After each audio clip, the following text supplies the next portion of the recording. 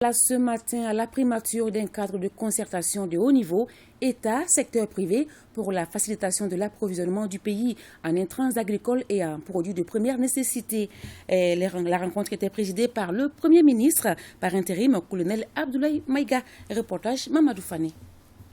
La crise multidimensionnelle qui traverse le monde, particulièrement le Mali, a rendu difficile l'approvisionnement de notre pays en intrants agricoles et en produits de première nécessité. À cela s'ajoutent les sanctions de la CEDEAO et de l'UEMOA, mettant en difficulté plusieurs secteurs d'activité. Afin de renforcer le rôle des acteurs du secteur privé, le gouvernement décide de mener une série de concertations avec les acteurs de l'économie du pays. Le but de cette rencontre est de parvenir à un plan d'action contenu dans un document pour lancer l'économie de notre pays. L'accès aujourd'hui aux denrées de première nécessité, comme l'approvisionnement en intrants agricoles, sont devenus des sujets de préoccupation majeurs, pas seulement pour le Mali, mais bien entendu pour l'ensemble des États du monde. Une crise est là, tout le monde en parle. Certains n'hésitent pas à rendre la transition responsable, ce qui n'est pas juste à mon humble avis. Mais force est de reconnaître que nul pays aujourd'hui ne se trouve, quand il est question du coût de la vie et de la hausse des prix, logé à bonne enseigne. Nous souffrons tous collectivement, justement, c'est ça le sens de la mondialisation. Ce cadre de concertation de haut niveau, gouvernement, secteur privé, vise à coordonner et à suivre toutes les initiatives visant à faciliter l'approvisionnement correct et régulier du pays en intrants agricoles et en produits de première nécessité. Le Mali se trouve affecté par cette crise pour des raisons tant endogènes qu'exogènes. Face à la situation, le gouvernement ne saurait rester sans réagir.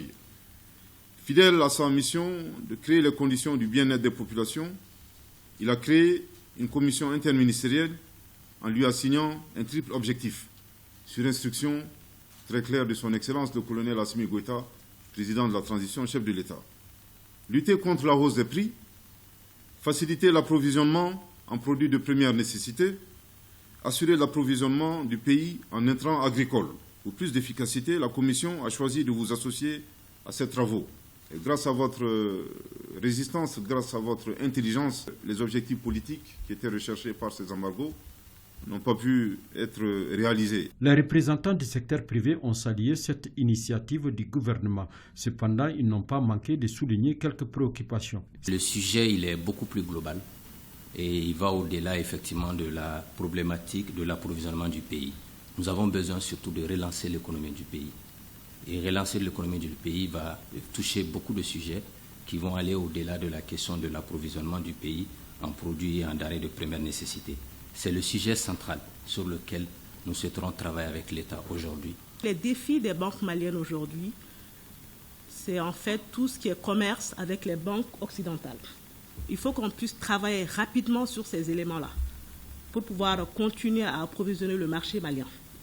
Donc, et je pense également, en fait, cette initiative est à saluer. Il faut que les Maliens, tous les acteurs se mobilisent pour qu'on puisse sortir de cette crise. Je souhaiterais que le gouvernement du Mali, pour permettre l'approvisionnement correct du marché malien en viande, mette l'accent sur l'aménagement des espaces pastoraux.